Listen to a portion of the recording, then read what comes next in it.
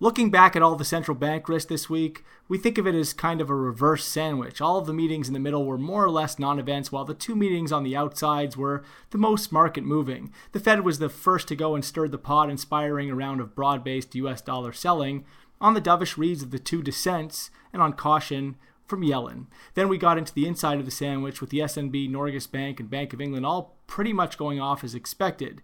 The European Central Bank was last and gave the market another little dose of volatility, at least as far as the euro was concerned, with the single currency pulling back after Draghi failed to satisfy those looking for a definitive end date on QE, and after ECB inflation projections still fell well short of the 2% target.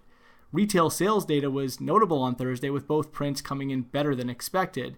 The initial print was in the UK, which helped to continue to support the pound throughout the day, while the second print came out of the US, mostly adding to downside pressure on the euro.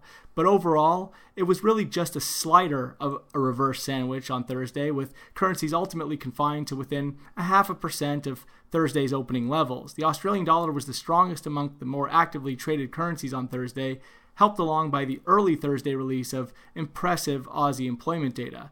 We would also caution against getting sucked into any of this euro weakness, with medium and longer term players continuing to buy the euro on dips, and with the major pair highly constructive on a technical basis while above the 115.50 area November low. Looking ahead, Friday is fairly mild and as far as the calendar goes, and key standouts include the Japan tank and Eurozone trade and US industrial production. That's all for now.